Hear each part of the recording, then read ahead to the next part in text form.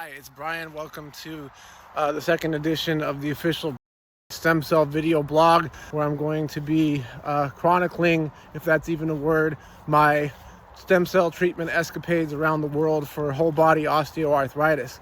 Where I left off, I think 2 weeks ago, I was talking about how I was struggling with the decision of whether to use a clinic in California that operates illegally using stem cells that have been expanded from fat. And where I'm at now 2 weeks later is that as much as I've thought about it, I'm absolutely no closer to moving forward with them. The reason being because there are too many sources of uncertainty and too much negative information that has arisen with them. Just to go over a few of those things. So they expand the cells in a laboratory out on the East Coast that operates illegally.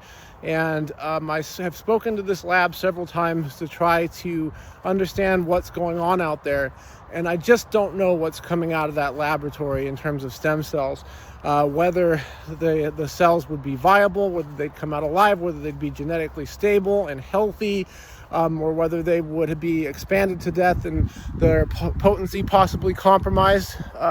And so I wanted to talk to them just to try to see if I could get a grip on their character and just try to infer from talking about from them what kind of people they are. And I had a conversation with one of the managers there, and he told me that when I asked him, I tried to ask the question of how he's able to do this given the regulatory status of expanded stem cells. And he just completely evaded the question. He tried to convince me that what he was doing was perfectly legal, and that the FDA is primarily concerned with safety and things like sterility to make sure that they're delivering a safe product, and not that the actual expansion process is illegal. And me being educated enough to know that's not true, I knew he was lying. And so that to me seemed like a very rehearsed answer. It sounded like something that he knows how to explain to people who approach him about this issue. And so I think that he was consciously lying to me about the regulatory status and his knowledge that it's illegal. And to me, philosophically, I believe you have a right to access your own stem cells. I strongly believe that philosophically they have a moral right to sell these treatments, but to lie, that's unacceptable, because then you're not acting in my interest. You're trying to convince me to invest in something that I might not be able to use because you could get shut down, okay? You're trying to get me to give you thousands of dollars and convince me that there's no chance that I'm going to lose my investment when there is one. And so what that says about them is that they're unethical in the first place, that they're willing to bend reality like that to try to convince me to bank cells with them. And so that's a huge strike against them. Just because if you lie, if you distort reality about that, then what else are you going to lie about?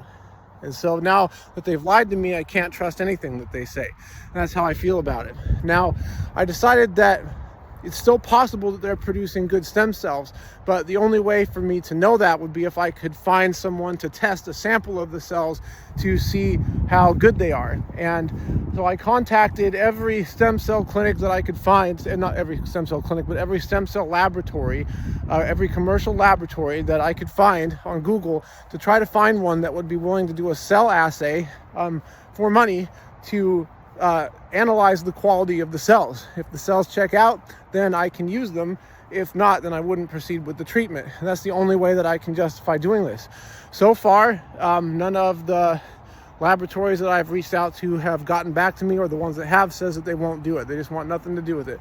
And so I can't say I blame them, but it doesn't look like I'm going to be able to find anyone who's going to be able to validate these cells for me.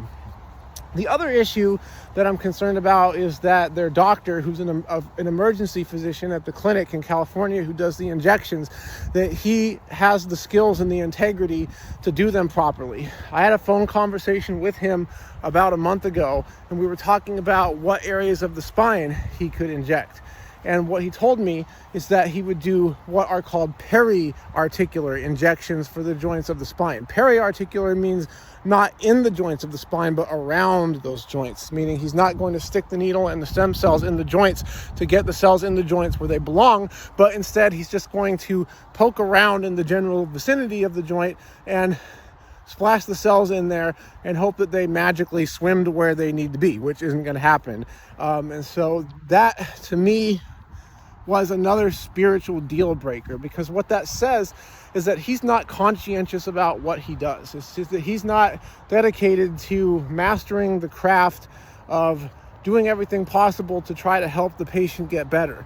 Instead, he's just kind of performing, in a sense. It's performative. He's trying to make it look like he's delivering a good stem cell treatment. Or maybe he actually somehow believes medically in what he's doing, in which case it shows that, medically he's kind of a kook and doesn't really understand the concept of what he's supposed to be doing. And so that's a huge deal breaker to me, that just says that I can't work with this guy, or at least that I don't want to.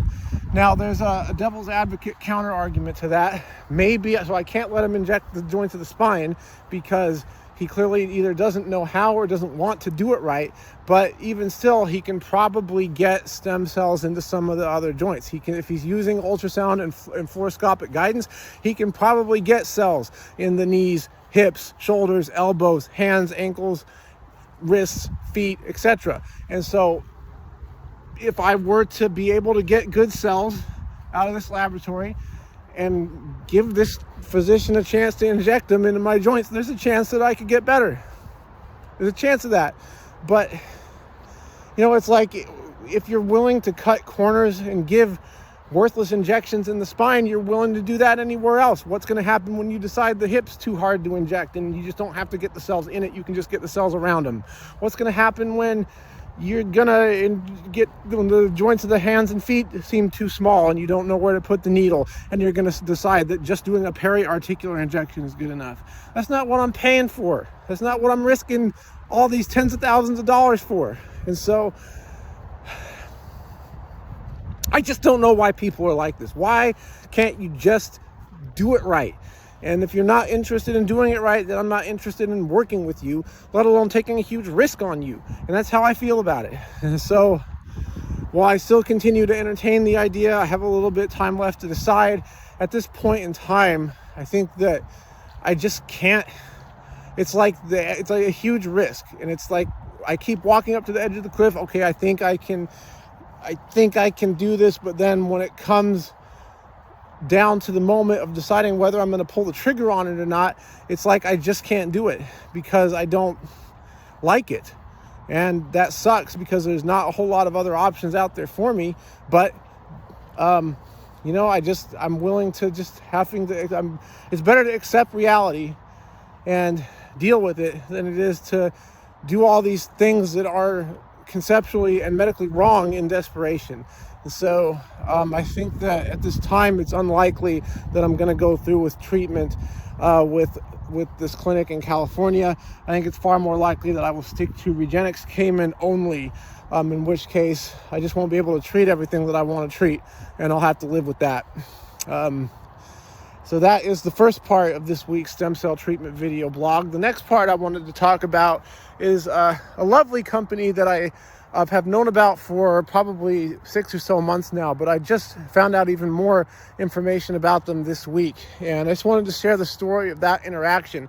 There's a stem cell company located in Texas called Hope Biosciences. And this is a lovely company. They're just the most beautiful people to do the things that they do, which is that they're essentially advancing stem cell technology toward eventual FDA approval in the US. They're not anywhere near it yet, but they're actually advancing the cause, and they're doing it for more or less, I don't want to say selfless, but they're doing it, they're acting like a nonprofit, basically. They're not just trying to pad their coffers. And so they're doing it like as a cause that they believe in, and I respect that. And I feel the same way. And so Hope Biosciences, as I said, is located in Texas, and there's two parts of their operation. One is that they're a stem cell bank, meaning you can send a sample of your cells to them, and they will isolate and expand the stem cells and store them in cryo storage for future use. They will not release the cells to you presently because they're not FDA approved, but you can bank your stem cells with them, or your newborn's umbilical stem cells with them for future use. And that's a great thing. There's a fee to it, but it's not that high. It's something that I would definitely do if I didn't have all this need for immediate treatment.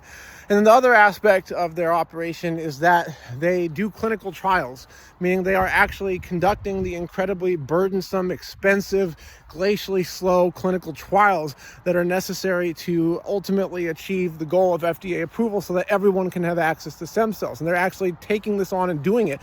They're seeking approval in official FDA-approved clinical trials for about a dozen odd different conditions, including hip osteoarthritis. And so that's a beautiful thing that they're doing. And in addition to that, as part of their clinical trials program, they have a nonprofit called Hope Biosciences Stem Cell Research Foundation. And what this entity does is they specialize in expanded access. Expanded access is a pathway that the FDA has to allow patients who have serious conditions and who have no other options, can't participate in a clinical trial, to get access to, as of yet, unapproved treatments, including stem cells. And to me, this has always been like just there. The expanded access, I've always thought of it as being kind of like a perfunctory formality just for the FDA to make it look like they're trying to help people, which they're not.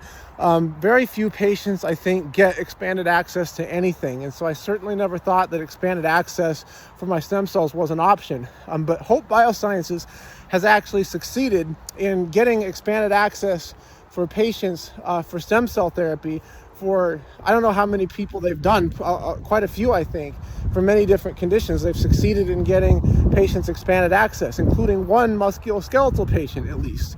They're currently working with a middle-aged gentleman, a military veteran, who is being treated with his own stem cells. They're treating him with his own stem cells for the cause of musculoskeletal pain.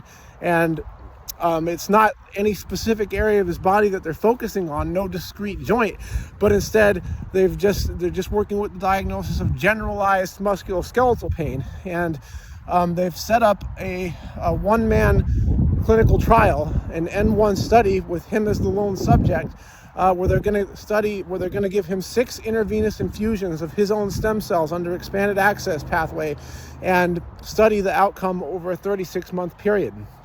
And that, just finding out that they are doing that for him, and by the way, they're doing this they're doing expanded access at no cost to the patients. They don't charge the patients anything. So they're giving him 36 months of access to his own stem cells, 6 intravenous infusions. They're not charging him anything for it, and they're going to study and publish the results as part of a little study that they're doing on just him. And finding out about that just blew my mind. I never would have thought that it was possible to get expanded access for something as non-specific as musculoskeletal pain. I never would have believed that was possible, but they've actually done it for this man. And so after finding this out last week, I wrote them an email explaining my condition, telling them my story. I showed them my last video, and I said, hey, I think you guys are amazing. Would you ever consider doing another expanded access study for musculoskeletal pain for a patient like me who has no other options? And they wrote me back the following day, and they said they were moved by my letter and they were interested in meeting with me about doing exactly that. And they invited me to come visit them at their facility to talk about, just to see what they're about, and to talk about doing expanded access for stem cells for me. And I was elated to hear that they would even consider doing that. And I just thought that they're the loveliest people to do anything like that. I had a brief phone call with their patient liaison, and during that conversation, it turned out that it was too good to be true, as I thought that it was. And it's not that they wouldn't have done it for me. It's that what they were offering was not local musculoskeletal injections such as what I need, but just intravenous infusions. And that was one condition. I had to have intravenous infusions. And the other condition was that I could use them and them alone. I wouldn't be able to get any other stem cell treatment such as with Regenexx Cayman. And so I let them know that I was extremely grateful to them to even offer me that opportunity, especially at no cost, but it just wasn't what I was looking for. So they offered me a free expanded stem cell treatment under expanded access, and I turned it down because it's just not what I need, and I can't justify pivoting away from my other treatment plans to do that kind of thing. intravenous injections, nor can I justify taking their foundation's resources from other patients who would be more likely to benefit from it when I know that that's not what I need and it's not going to work. And so Hope Biosciences is wonderful, but it's not for me, at least at this point. Maybe in the future I'll be able to convince them to do the kind of treatment that I need, but not today. And so where it stands now, I'm scheduled to go to the Regenix Cayman facility in the end of October to have my treatment with 85 million or so stem cells in a few of the worst areas and have PRP in a few other areas. And so that's where things are at. And it's a lovely Friday with nice colored skies and some other shit going on in the background. And I hope you've enjoyed the stem cell treatment video blog number 2.